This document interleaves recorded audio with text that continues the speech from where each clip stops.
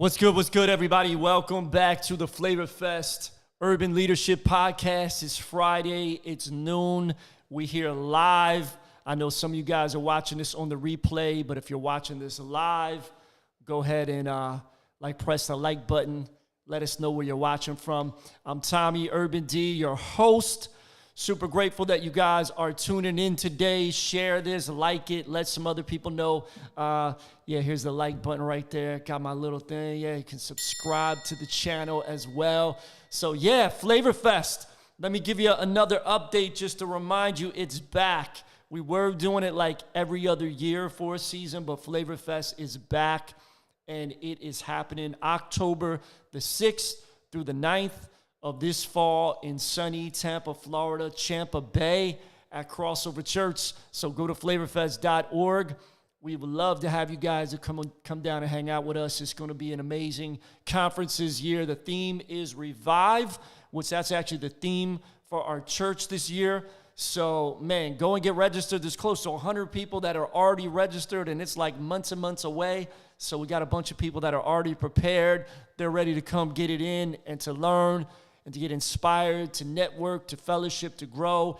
And we're just going to have a good time as well. I mean, Flavor Fest is always like so much fun. It's like a big family reunion. We have people that come from all over the country and people that even come from other countries. They didn't last year because of COVID, but I think this year we'll get some other people from other countries as well. So it's going to be incredible. So you don't want to miss it. We're going to be giving you content right here until the conference, and we're going to even have some of the guests that are from the conference that'll be speaking and doing music. They'll be on the podcast coming up as well.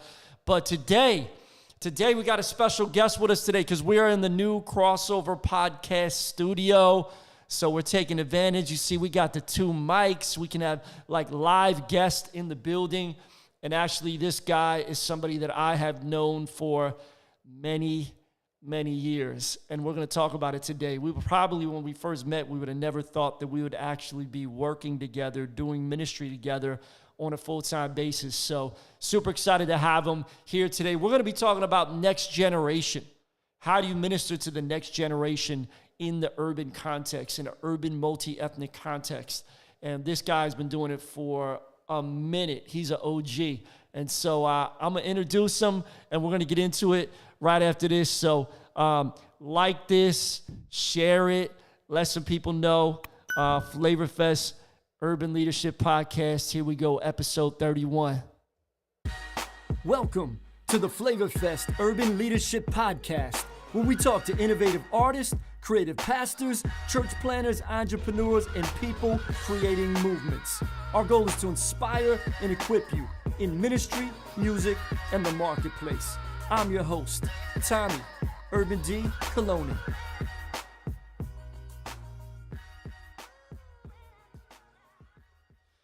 What's up, guys? I got my guy here.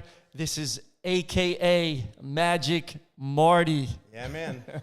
So listen, I've known Marty literally since 1995. Yeah. Is when I first met you. Yeah. And I knew this guy back when he had hair. Yep. And he actually DJ'd my wedding. Yeah, I was one of the DJs at your wedding. Him and another guy named Johnny James. You got to get close, bro. You got to get this like right up in there, right in the grill. There we go. Can you hear me now? There we go. Okay. So known this guy a really long time. Grew up in South St. Pete and just had a passion for ministry, once he started following Christ. So, man, tell us a little bit about your story, and then we're going to dive into Urban Kids Ministry and what you do today here, even at Crossover. We're going to talk about that. But tell us a little bit about your story and how you were like the one white kid growing up in the neighborhood. Yeah, I grew up in a little neighborhood called Childs Park, which if you're not from St. Pete, that probably doesn't mean anything. But I always used to describe it as the neighborhood. If you're driving through St. Petersburg and you get to the neighborhood where you kind of start locking your doors and maybe choose to go around, that's where I grew up. And so I really was the only white kid in my neighborhood. And so all the normal sort of stereotypical cliche stuff that comes with that, I wanted to be hard, I wanted to be cool, I wanted to be tough, all that stuff. And so I got into lots of trouble. I used to get in a lot of fights, all of that kind of thing. And then I grew up in church. My mom used to make me. I had one of those ghetto moms who, when she said go to church, you got up. And, no. Here's what I mean. My mom had a 12-gauge shotgun in the house. What? And so when she said go to church, she didn't just say, all right, honey, time to go to church. Yes, ma'am, I'm putting my socks on right now. We're going to church. She did not, listen, all jokes aside, you don't know what it is to have to go to school with a knot on your head because you didn't want to get up that morning. So your mom took a single-barrel 12-gauge shotgun and hit you in the head with it to wake you up. Time to get up. And so, so that's how where I came from and how I grew up. So I tell people now, who know me now, and I'm not that person anymore. They go, you used to get in fights? So yeah, all the time. I was always in fights, always angry. And they go, I can't believe you're the same person. I go, neither can I. And that's 100% because of Jesus. I mean, it's 100% because of Christ. I was just telling the kids in Sunday school last Sunday that every person that I grew up with, all my friends that I grew up with from the neighborhood, all of them, my friends from school, all of them right now are either dead or have been to jail, except for me. And I look at it and I go, well, I was doing the same things, you know what I mean? And it's not an ethnic thing. They're like, I hung out with black kids and white kids and Mexican kids. And you look at my friends back then, we used to joke we were the United Nations. Actually, the jokes we made were much ruder than that. But I look back and I go, well, why am I not, like this person over here? And I still have some friends I talk to today, and they're telling me all the stuff they've gone through and are going through. And I go, well, what was the difference between me and them? And honestly, it's nothing I did. There's nothing I did different. It was having a praying mom who made me go to church. It was literally God getting a hold of my life and turning me around. 100%, that I'm not the person I was, in high school.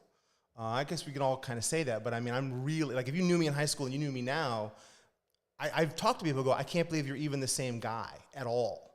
I was very angry in high school. I was just mad all the time. I'm just not now. And so God called me into ministry. I work with kids. Basically, it started off, the idea was the kids in my neighborhood and the kids that I was always around, I thought, when I was their age, what do I wish somebody had said to me? I mean, that's it. That's really all it is.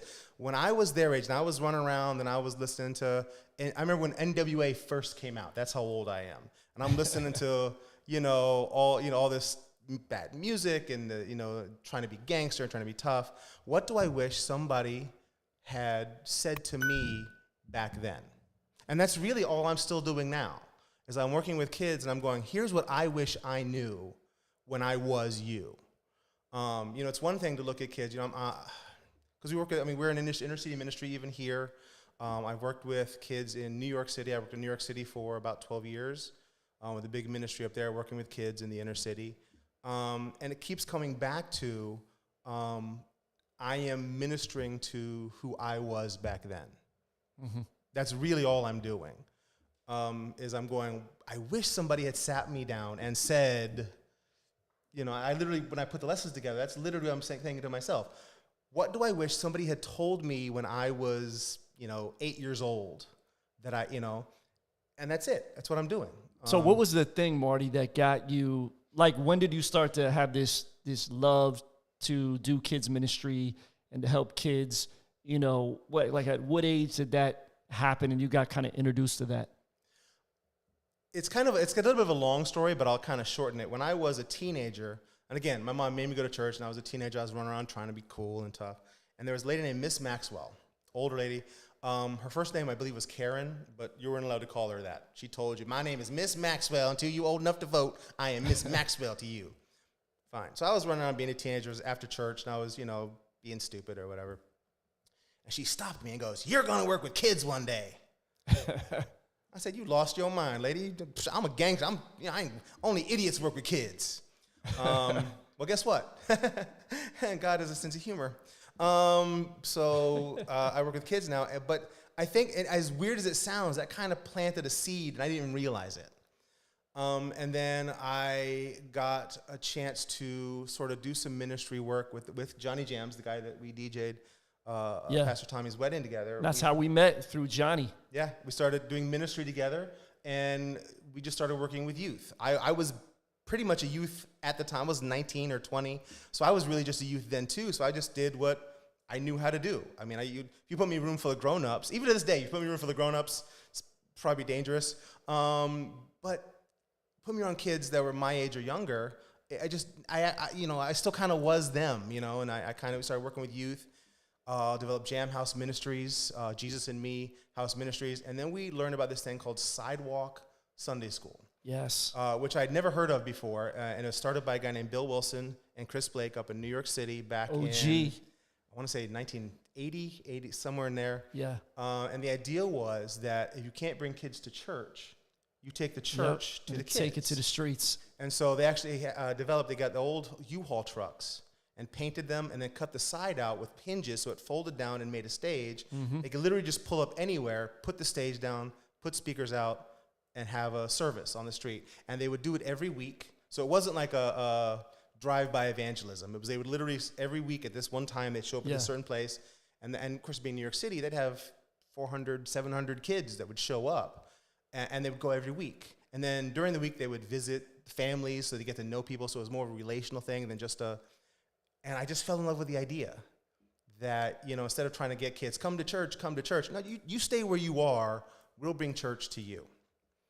So you started doing that in St. Pete at first, right? I did start doing that. Because I remember when I first came to Tampa, Johnny and you invited me to come over a couple times to St. Pete, and you guys were doing it in the projects. We were doing it in Jordan Park. Park. This is back in early mid-'90s. Yeah, it was probably like 97, 98, around that time. And so we were doing it in Jordan Park, which is one of the, if you know St. Pete, it's one of the oldest projects in the place. And it was funny, we would go there, and we would have cops tell us, where are you going? We're going to go to Jordan Park. They go, do you want us to go with you or to escort you out? Like, no, we're going there. We know people. They're like, no, you don't. Well, yeah, we do. We're going. No, we said, literally, I had a policeman tell me, white people don't go in there. So you're not going to be, and I'm fine. And so we'd go in there, and it went great. We did it for several years, Dick's Highway Sunday School, long enough to see kids grow, in the ministry, and got to see them encourage them to use their gifts and talents for God, and I could tell you stories all day of weird things, all the fun stuff that happened. Then you transitioned to New York City. But before we get to that, though, we got to tell them this other part about you that most people don't know. Uh-oh. And that is Marty actually makes beats. I do. Yes, yeah. I mean, he used to do it a lot more actively than he does now, but he still messes around with it a little bit. So funny story is when I first moved to Tampa, beginning of 1996, Pastor Joe was the pastor. Right. And I was getting a small salary from the church, very small, and some other ministries were supporting me. So I was still going to have to go get a job to, make ends meet. And so I was like, all right, I'm gonna get a job. All through college, I was cutting hair and waiting tables at Shoney's. Anybody remember Shoney's? Yeah. So I was like, I'm just gonna go ahead and, I'll wait tables a couple nights a week. I hustle. This is what I do. And my pastor was like, well, you're really a good rapper. I was like, thank you. You should make an album. I'm like, yeah, that would be great, but I got to get signed. I was so naive to the music industry. I'm like, you can't go in a studio unless you're signed. And he's like, no. He's like, you just go rent some studio time and find somebody to produce the music for you.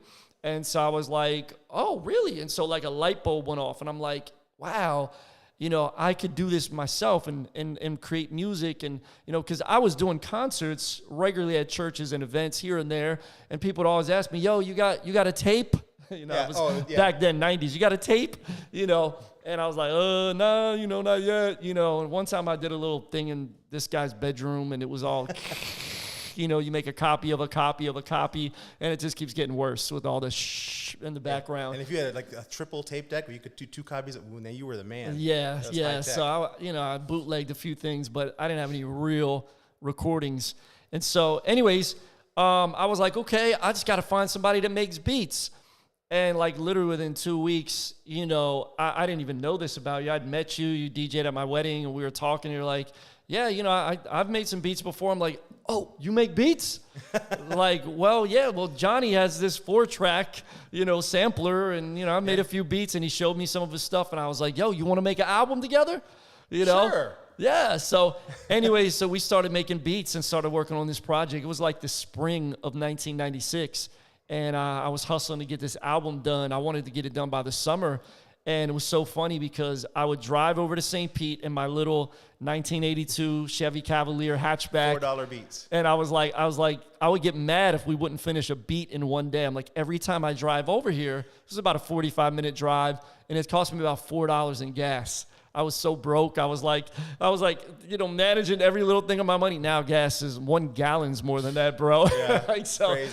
anyways, so I would just be like, yo, man, we got to get one beat done every time I come, because I was coming about once a week. Yeah. And I'm like, we got to be productive. And sometimes I'd get there like, I would let Marty sleep in. I would be like 1 o'clock. I'll be there. I'll be like knocking on the door, throwing rocks at his window. Now to explain, I was working an overnight job at the time. I was working graveyard shift. He was getting home at like 3 in the morning from Subway. So I would pass out, and then he would come knocking on my window or throwing rocks. Like, Marty, come on, we got to get up. Yeah, and so Marty'd be like waking up, sleep out of his eyes. Like, I'd open up the refrigerator. Marty, come on, get some breakfast. There was nothing in there but like burger patties. Yeah. And he'd be like starting to fry a burger for breakfast.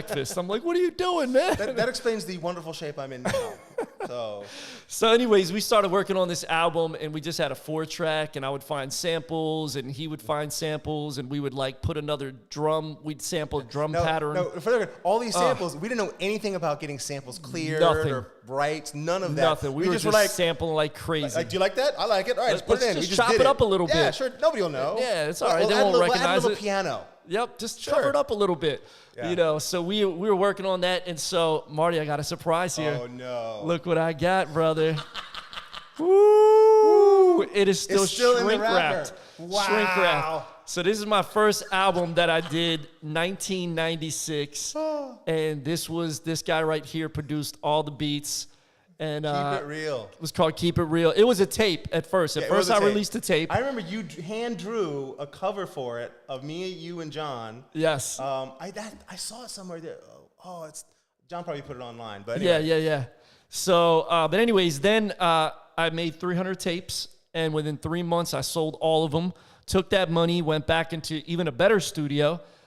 Recording studio, and we made a couple remixes and a new song. Better than the little thing we set up in the bedroom? No, I'm talking about we didn't even record the vocals there. Oh, no, I went to another place that had right. like a real microphone, and they mixed it a little bit. We went even to a better studio. Someplace where they actually clean the carpet once in a while? Yes, yeah bro. And but you did some remixes, and we did like one new track, and we did sampled like, do you see what I see? Anyways. I don't care anybody says, that beat still hits. I don't care anybody says. It was dope. It was dope. Yeah. So we had, so then I did a package. They had packages back then, like 500 tapes and 500 CDs. And let me tell you something, in 1996, if you had CDs, you like made it. Because they were expensive. They were really expensive to duplicate CDs, but tapes were really cheap. So there was a lot of indie artists that had tapes, but if you had a CD, you were like big time. I remember having a conversation about the insert inside the CD, whether it was 1 page or 2. Like the more pages you had in your insert in the more CD, expensive. The more expensive it was, but that's how much more you had made it because your insert had like the lyrics or I was like, man, it's just the insert. Like it's just the cover, and there's printing on the back of the cover. There ain't no fold outs. Like we are super low budget with this thing. But anyways, man, thank you, bro. You were a big part of helping Urban D get started, which actually was Urban Disciple. That's what the D is for, if you didn't know. So he was making beats, and here's another thing about Marty. Marty actually, he was featured on one of the songs on here. He was featured on, what was it? The Skills. Who got the Skills? Yeah. It's track number 10, The Family Skills. This is nowhere. You can't get this. No, it doesn't exist. It's not digitally online. We're not releasing this. It's so many samples on it. Come see me. We'll slide you a little something. But Marty not only did beats, but he rapped as well. You got to tell him your rap name, bro. DJ SWN. SWN. Tell him what the SWN is for. It stood for Satan's Worst Nightmare. That is like so 90s right there. Well, there's actually a story behind that. I was I got saved. Yeah. But I still looked not pleasant. I had kind of longish hair. I did not dress very fancy. And so I remember I went with a youth group at the church I was going to at the time. We went to go do an outreach. And we were talking to people, and I was just talking to this guy, and he was like, just kind of thugged out or whatever. And so, yo, man, so I was talking to him, and I had no experience in ministry, so I was trying to get him to come to church. Yeah. I was like, bro, you want to come to church? He goes, what church you go to? Church of Satan? Just based on how I looked. And I said, nah, bro. So I decided, I'm a Christian, man. I believe in Jesus. He goes, really? You believe in Jesus? Man, you look like Satan's worst nightmare. And then, and it just kind of stuck. It just kind of, that became, I kind of liked the way it sounded. Yeah, I'm Satan's worst nightmare. Satan's worst nightmare, yes. So it became my nickname sort of by default. So now people just call me Marty, or Magic Marty. It's, it's not the 90s anymore, so it's not quite as cool as it was. So Magic Marty, we're going to get to that in a minute. Where you got that name from? Not yet. We're gonna save the best. He's gonna do some magic for you today. So hold on. Just a little trick. Stay with us on this podcast. If you're watching this visually on YouTube, he's gonna do some tricks for us. But so right after that, you did that album. I started working on my second album. But in the midst of that, you didn't do most of the production on my second album because you bounced. Yeah. You left Tampa. I did actually rap on one song. You did. Literally, I think it was the day before, the night before I left. Yep, we had you jump in the studio. But so this thing you were talking about, Sidewalk Sunday School, Metro Ministries in New York, that you guys started Sidewalk Sunday School in Jordan Park from. Yeah. You guys had this invite to come to New York and move up there and work up there. And so talk about that next chapter of your life and kind of how that really shaped you as a kids ministry director and someone that just has, just fallen in love with doing kids ministry. I think probably the biggest thing is each of us has their own world they live in. I lived in the South St. Pete, Tampa environment, and that's all I knew. And so if you dropped me in there, I was the big fish in the small pond, kind of. I knew how to operate, I knew everything goes. And I think one of the best things that ever happened to me was I got invited to go to New York City. Yeah. And suddenly I was the little fish in the gigantic pond. Yeah. I was talking to people that I thought that I was hood.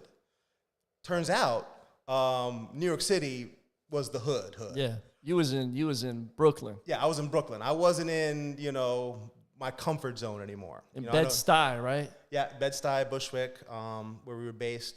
But I did Sidewalk Sunday School all over. I did it in and that was back then. It was different. Yeah. It's different now. It's not Bushwick now. It's gentrified now. Yeah, but now, back then, I went and visited up there too, several times, 20 years ago, and it was it was no joke. Yeah, I have seen, and this is not something I'm trying to brag about, so I don't actually like talking about it, but I've seen people get murdered in front of me. That's something that has happened. Wow. And when it happens, all jokes aside, that's just not something it's not like on TV. You know what I mean? Where you just, or even watching a video or whatever, when it's right there, that still stays with you for a long time. Yeah. And so, but that's part of what shaped who I am now. I literally decided all that thug gangster stuff, it doesn't matter. I don't want it anymore. God changed me on the inside. I say, because of what I went through, I tell my kids, I said, back in the day, if I felt like punching somebody in the face, you know what I did? Punched them in the face. It's just what I did. I felt like punching them, so I punched them. I said, now, I'm 49. I've been doing ministry for a long time. You know what I do now if I feel like punching somebody in the face? I'd probably still punch them in the face. The difference is I don't have that feeling anymore. Not my reaction to it, but the feeling is gone. In the inside of me is different now. I never get that feeling like I want to punch somebody in the face anymore. Yeah. And I think a big part of that is because I kind of was shocked out of my environment. I got out of where I thought I was the man to, I'm not the man. Probably the best thing as a Christian you can learn is you're not the man. Mm. No matter how good you think you are, you're not really that good. And as soon as you figure that out, that's when God can step in and go, okay, now I got something I can work with. Yeah. And so I think that was the biggest shock for me, was that I wasn't the man anymore. I wasn't the guy.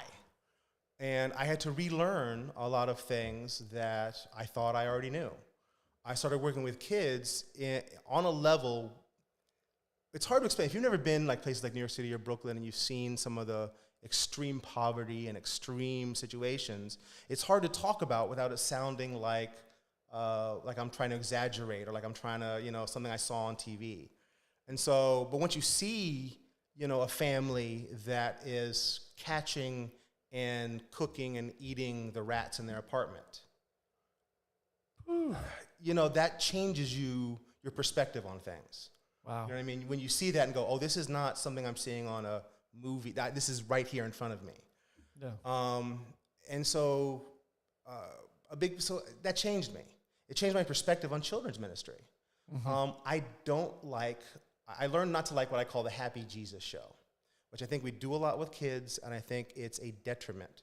We talk down to children, and we treat them like they're not as smart as we are, when the reality is actually backwards. They're probably smarter than we are. They just haven't learned as much as we have learned. And that's a huge difference if you understand that difference. So I never talk down. I just talk to kids different. It just changed the way I talk. I go, oh, you have real issues and problems and things that you don't understand and feelings that you're still figuring out. And and it just changes the way you minister to them, the way you talk to them. And again, I'm still telling the kids what I wish I knew when I was their age. But one of the things God has had to bring back to me is you forget. I mean, I'm 49 years old. You forget that when you were 9 years old and you were scared, what that felt like.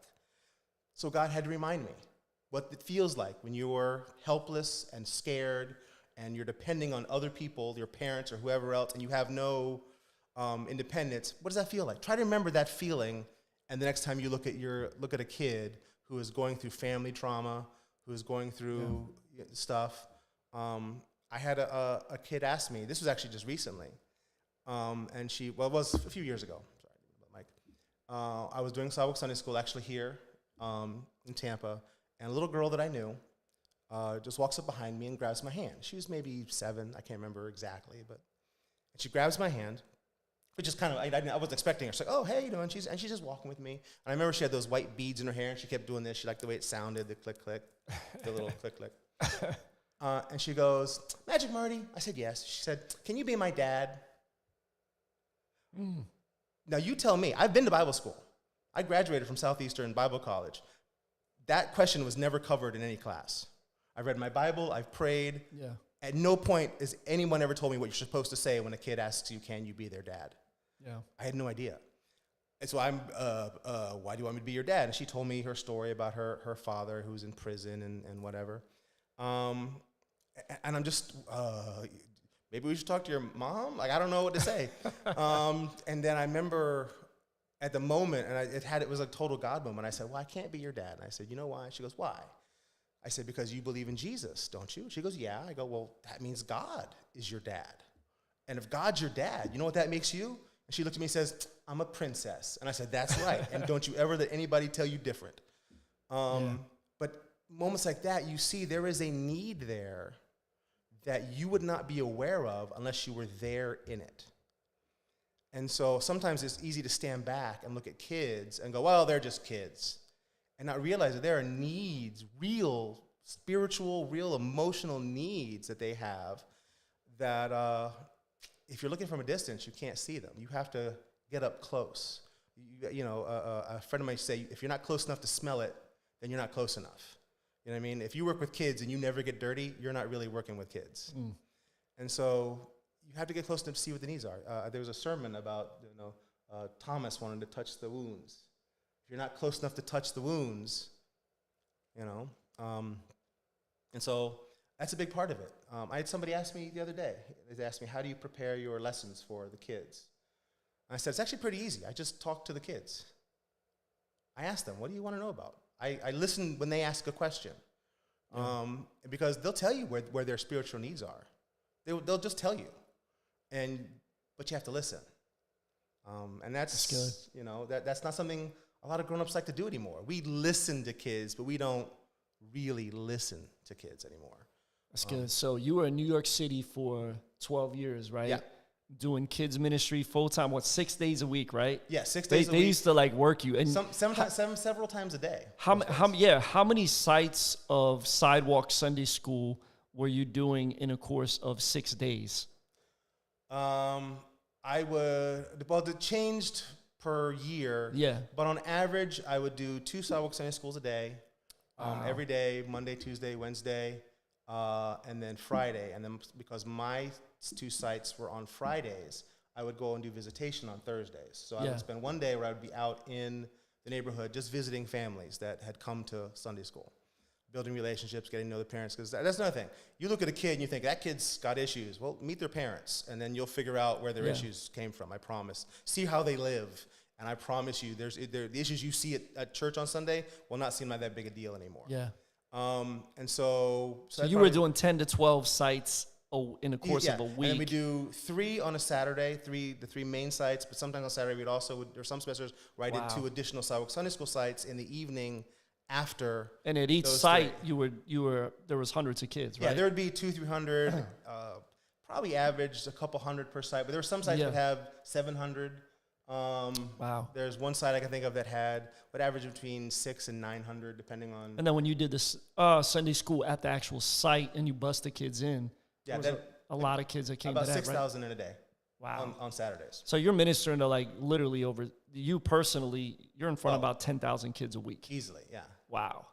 So that's crazy. What do you think one of your biggest takeaways was from that season of your life, those 12 years when you were just 6 days a week ministering to like 10,000 plus kids? I mean, there's very few people in the world that minister to that many children live in person, on a regular basis, weekly basis. You were doing this in front of crowds of hundreds of kids like every single day. I think probably the biggest takeaway is your personal relationship with God, your personal spiritual life has to take precedence. You literally have to say, from this time to this time, I am spending time reading my Bible or praying or whatever it is. Because if you don't, that goes by the wayside. And at first you will not notice. Everything will be fine because you're busy. You're doing the Lord's work. And then you'll have that one time. And I don't know if you guys do any ministry from the stage. Well, you'll know you're on stage and it is not, something ain't right. It is not hitting. It is not connecting. Something is wrong. And then you go, oh, because I got it all figured out in my head and I left God back there. That's the best way I know to explain it. I left God back there and I went, I got this. Well, I don't got this. I've never got this. I was just thinking, it just popped in my head earlier. When I worked at the ministry in New York, we had a lot of famous preachers that would come and speak. And I remember hearing a conversation between a very famous preacher who I won't name. And actually, I don't remember who they were talking to. But they said something like, well, don't you need to go prepare your sermon for tomorrow? To which the big famous preacher said, nah, I learned how to preach a long time ago. And when I heard that, that struck me as probably the most dangerous thing I've ever heard a preacher say. Yeah. I learned how to preach no. When Moses did that, I'll just hit the rock. You always got to prepare. You always got to prepare to repair. Yeah, because, it's just, but, I think God let me hear that. Yeah. Because for my own life, because it's really easy to go, I got this. I know what I'm doing. I've done this thousands of times. I got this. But to stop and go, no, I never got this. Yeah. Because I'm not going out there for me. It's not the Marty show. It's not the look at how great or cool I am. It's never that. Mm-hmm. The minute it becomes that, it's the Happy Jesus show. Yeah. It's, hey kids, we're going to talk about Jesus. Hey, and we can learn some of our best lessons from other people's mistakes. Oh, absolutely, yeah. And I have over the years as well. When I see somebody do something, to be like, I am going to make sure I don't ever do that, or I don't ever let myself become like that, or become hardened like that. God, keep me humble, keep me on point. And, man. So I'll say this, Marty, so those 12 years plus the stuff you did in St. Pete, and then you moved back to Tampa Bay area. You were going to another small church for a little while, but you'd come back to crossover and visit every once in a while. And, was always like, man, we'd love to have you around. Like, we'd love to, but we're just, praying about it. We're helping this other little church. It was, someone that you guys were close with. And so anyways, man, was just always praying like, man, because when I would watch you do kids ministry, you are I'm not trying to blow up your spot, but you're the best. You're the best to do it. When I watch you do Sidewalk Sunday School, because I've been out there several times with you, and you just have this gift, bro, this amazing gift to grab these kids' attention, capture them, you're holding them in your hands, and you just know how to really minister to them, speak to them, keep their attention, because it's really hard. Because when you do sidewalk Sunday school, you're outside, and all kids have a little bit of ADD, right? But you're outside, so there could be all these other distractions, and there's cars driving by, there's people walking by, someone comes up with a dog, there's all these different things. Like there's a bee flying on somebody, you know, and so. But man, you do a great job of captivating their attention and sharing the gospel, sharing the message of Jesus, and loving on the kids. And then you started serving here at Crossover. You did start coming, and so and then you just kind of took up this nickname, Magic Marty.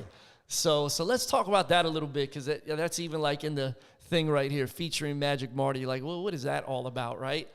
And so this guy has a gift of illusions and magic, and uses that to draw in kids and does illustrations. This guy's cut me in 3 pieces. Yep. Twice. I did it twice. On stage. Multiple times. Yeah. Actually, even more than that, because we did it in church services, 3 church services, and then we did it in 3 of the back to school jams. That's right. And this thing that he cut me in half, like you're too tall. You were too tall. I'm too tall for it, so I had to kind of bend down to get in it, and it was really super awkward. And I'm not gonna tell you the secret, but yeah, this guy is amazing. So man, talk a little bit about the whole Magic Marty. Where did that come from? It started because I learned very quickly. I actually learned this back when I was still in St. Pete before I moved to New York.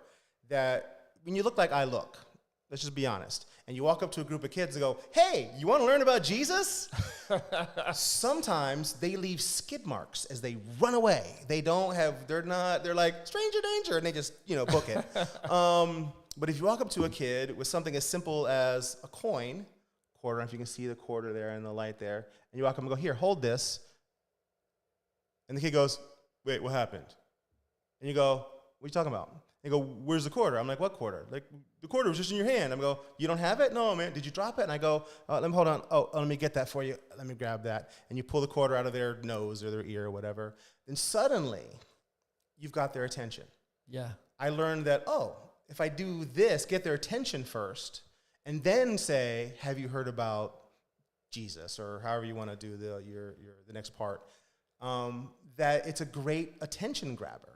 And so I started getting more involved with it, started learning how to do it. I got pretty good at it. I got to where I could do some stuff, that, just kind of messing around. I could do some things that, just that are just fun. And even now, even with church, working with the kids who come into church, you can see when kids come in. If you're paying attention, you can tell what kind of morning that kid had. Yeah. When they walk, "Hey, how you doing?"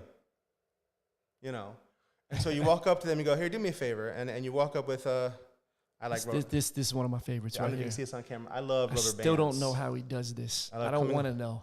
You walk up with rubber bands, you know what I mean? And you don't even have to say anything. You just start playing around. Because there's something universal about rubber bands. Everybody at some point has played around with rubber bands. Right? So you talk about how these 2 rubber bands link together. If I could only get one rubber band to slide through the other one, they could come apart. What? And then the kid does exactly what you do. They go, thank you. Funk Master Flex. Anyway, sorry, that's the New York in me. Anyway, and you walk up to a kid and you go, "Okay, watch closely. Are you watching close? Can you guys see?" Watch this. Take it and go 1, 2, 3, and you go. You can see they're actually linked together, just like that. Did you see it? I'm gonna watch. I'm gonna try this right where you can see it. It's hard with the microphone right there. 1, 2. I'm gonna do it real slow. Just take it out just like that, right in front of you. And you do that, just, kind of casually, then the kids are like, "Do it again." How'd you do that? Yeah, how'd you do that? Oh, man. And you've got their attention. Yeah. Which is with a child. Got my attention. When you work with kids, just getting their attention is a big deal to genuinely get them interested in what you're saying. So I started using that, and I got pretty good at it. I spent dollars on props and things over the years. Yeah, it's not cheap. No, but I've also learned that when you're teaching God's word, now, ready? We'll get a little technical. Kids are primarily tactile and visual learners. That means they need to touch and they need to see. They're not so much what's called an oral learner, or AURAL, or they don't by talking, which is weird because the most of the time we try to teach kids is by telling them something. Yeah. And that's the worst way to teach a kid anything. The best way is to show them something or actually let them touch or participate in something. And so when you do a magic trick along with an object lesson, I talk about sin, and I have something that I talk about how I can't get rid of it, and then Jesus makes the sin disappear. Well, that sticks in a kid's memory. Mm-hmm. That little idea will stay with a kid. If I talk about how God loves you, and that God will never stop loving you, and I'm pouring water out of a jar, and I pour it all out, and I go, other people's love could run out. And then I go to pour the jar again, and more water comes out, even though they saw me just empty it. Yeah. And I go, but what about now? Oh, no. But what if you're bad? No, God still loves you. Well, what if you, and you get, that sticks in a kid's memory because they saw something that mystified them, that captured them, and they will remember that later on. I have found part of what I do with, when I do the program that I do with the kids is I usually do some kind of games or some kind of fun activities to participate in the games or fun activities. I actually will review whatever I taught the previous week with the kids.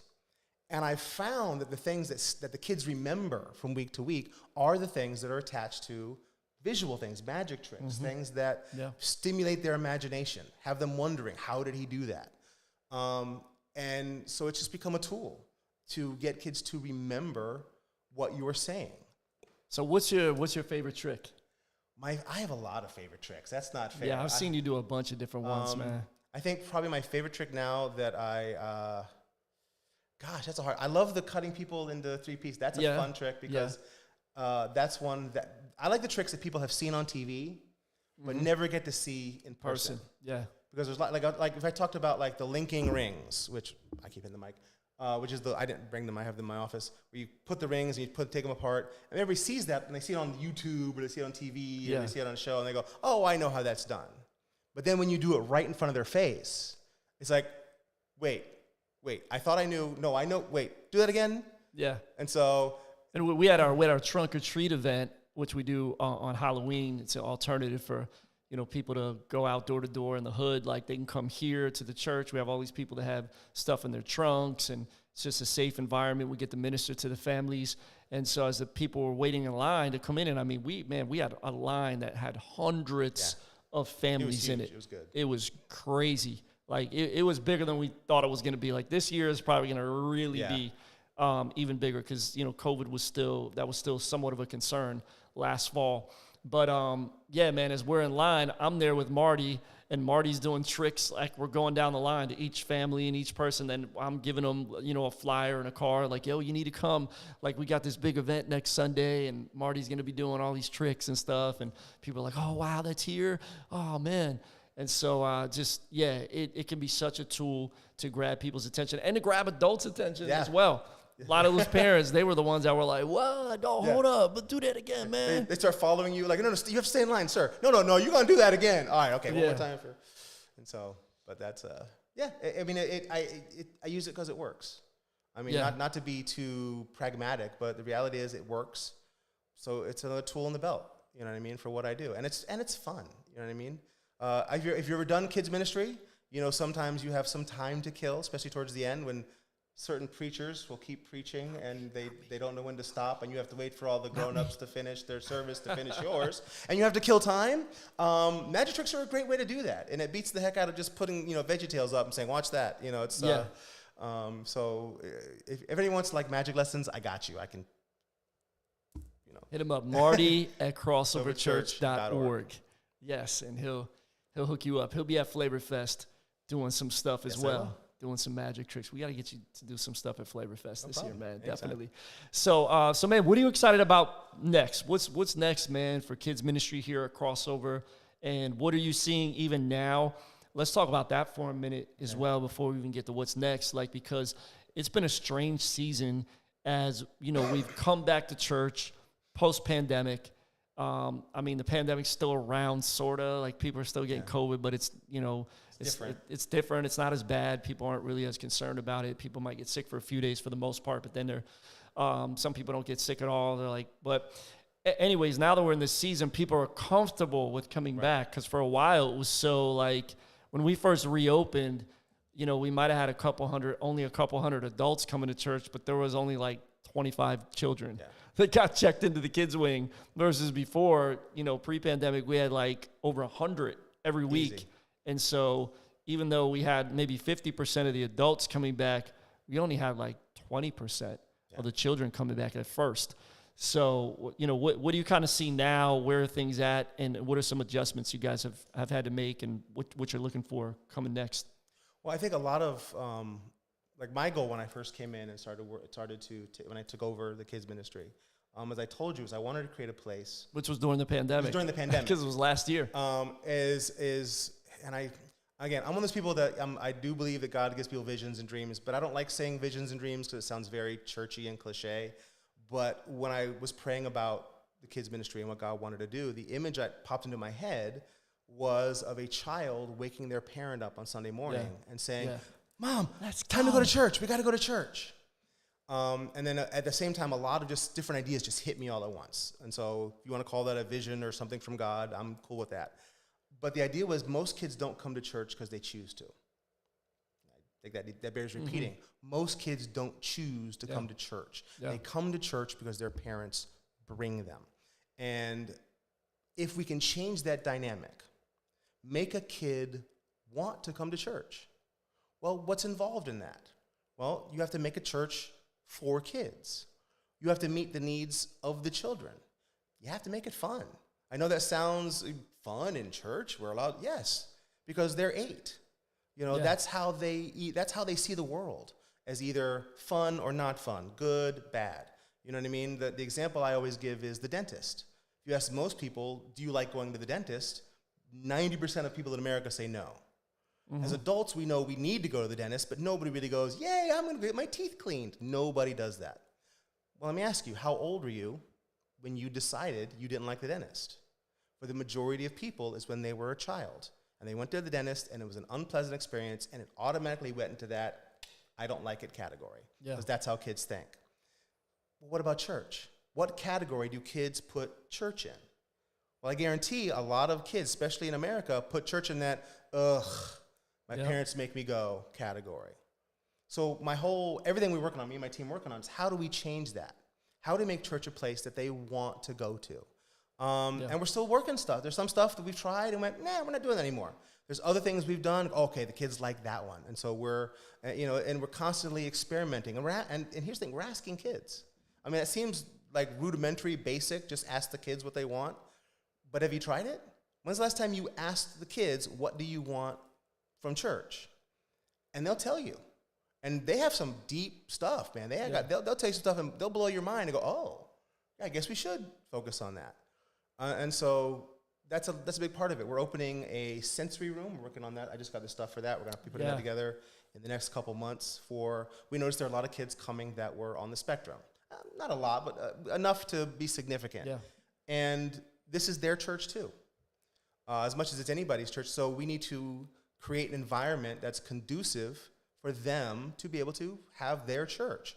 And so we're creating a sensory room for kids that are on the autism spectrum or have sensory issues, with a special class just for them in a special environment.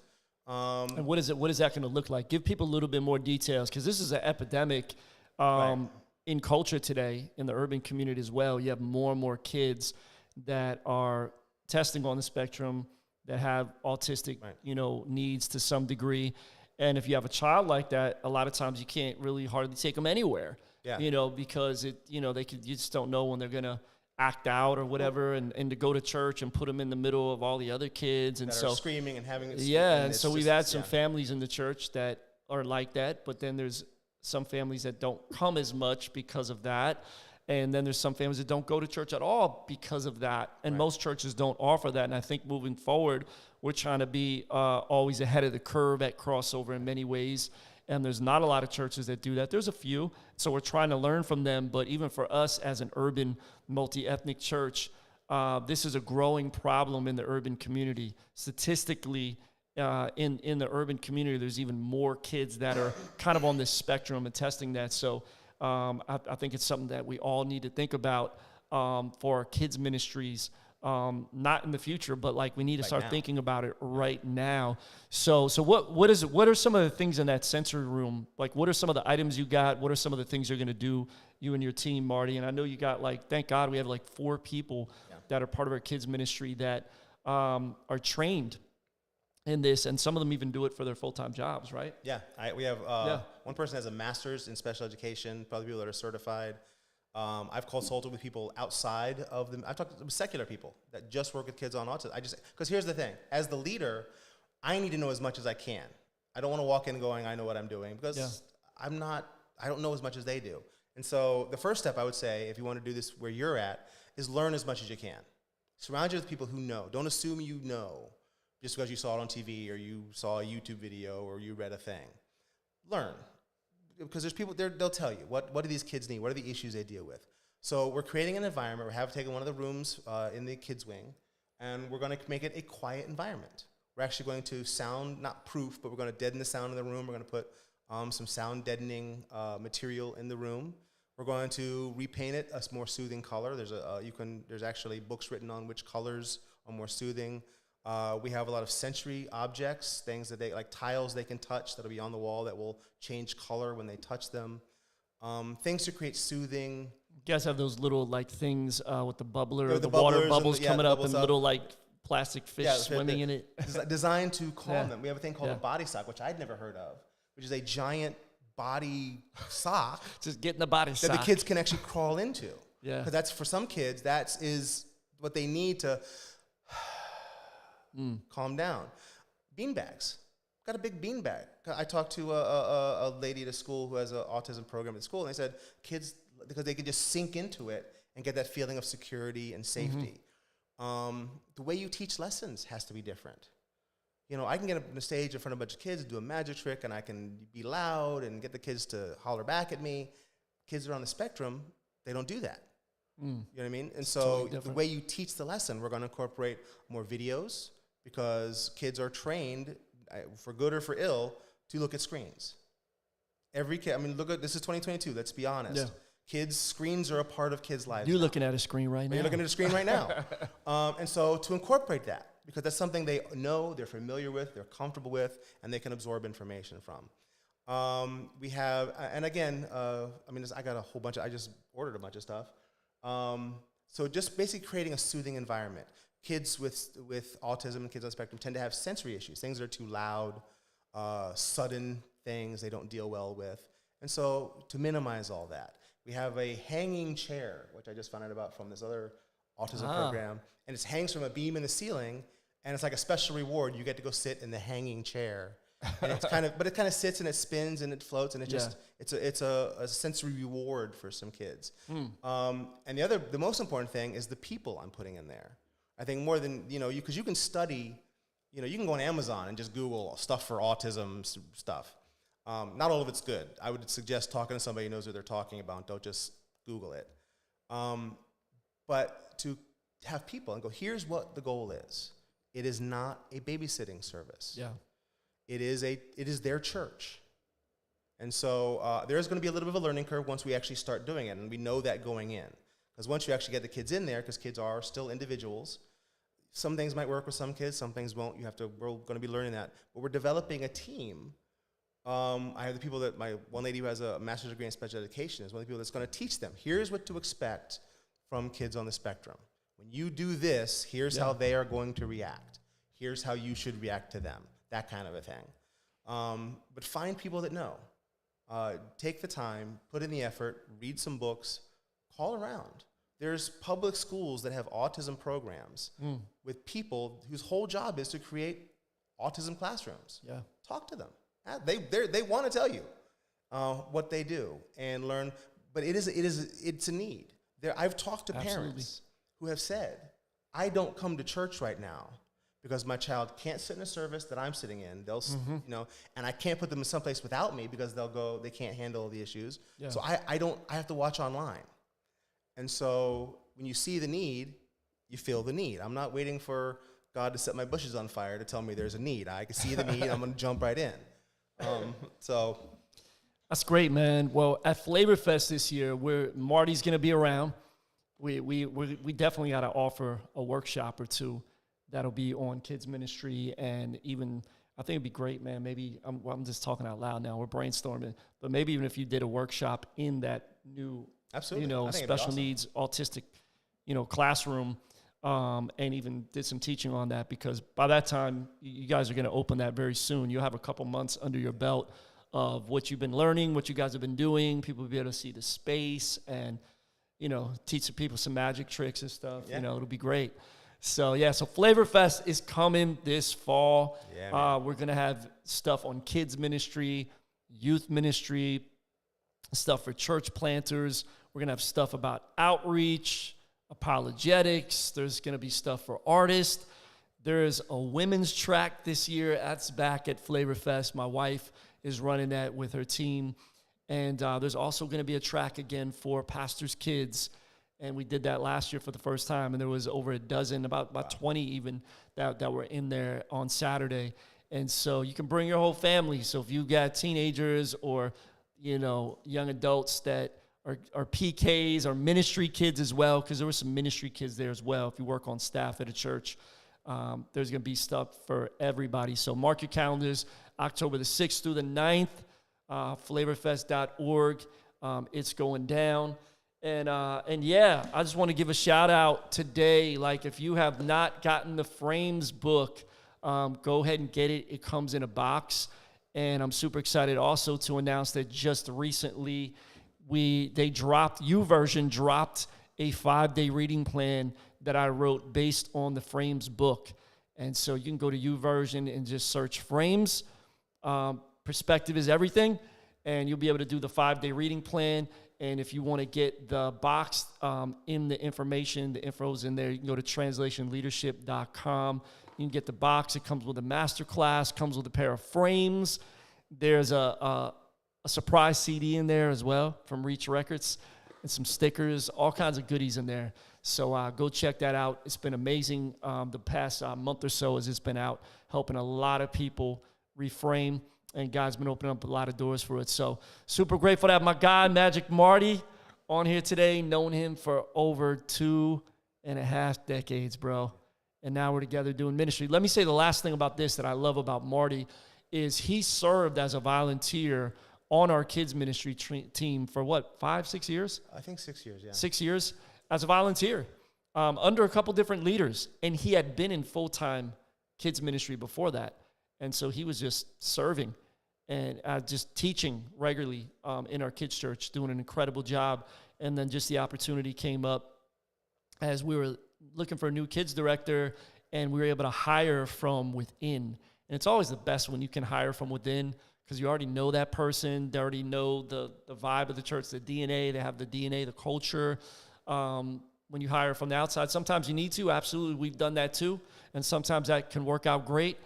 Sometimes it doesn't. But usually when you hire from within, it's great. And we have several people on our staff that we've hired from within, as they're people that kind of grew up through the ministry, were serving, volunteering, and they worked themselves into a job. Hey. So, but Marty, man, go ahead and pray for everybody that's watching out there. We got, I know there's some kids ministry people, but there's all kinds of people that are in urban ministry and people that are entrepreneurs and do music and hip hop and all that stuff. And so just, man, say a quick prayer as we close this out. Father, first of all, I want to thank you for the privilege of being able to spread your word, to being able to speak to your people, to say the words you would have us to say to those that need to hear it, God. That is a privilege and an honor to be your minister, Father. I ask first you help us never to forget that it is a privilege. And Father, help us never to get too used to it so that it becomes old hat or old news, Father. Let it be refreshed in us every day, the mission, the importance of what you put us to do. Whether it may seem like no big deal to some people, it's a big deal because you put it in our heart to do, God. So, Father, to everyone listening to this podcast or watching it online, Father, I ask that you would renew and refresh that vision, that spark, that thing that got them started working for your kingdom, God. And for those who, Father, who haven't yet made that decision to start ministering, to step over the line, Father, I ask that you would show them, God, where you want them to be. Give them that little push to go over the line, that they are, whether they like it or not, a minister of the gospel because they believe in Jesus. And show them where you can use them, Father. I ask, Father, that always you protect your people, Father. There is so much craziness going on in the world, Father, but our reliance is still and always will be on you, God. So thank you, Father, that you love us, that you take care of us.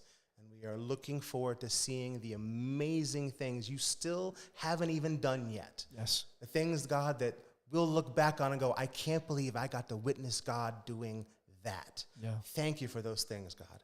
And we praise you for everything. In Jesus' name, amen.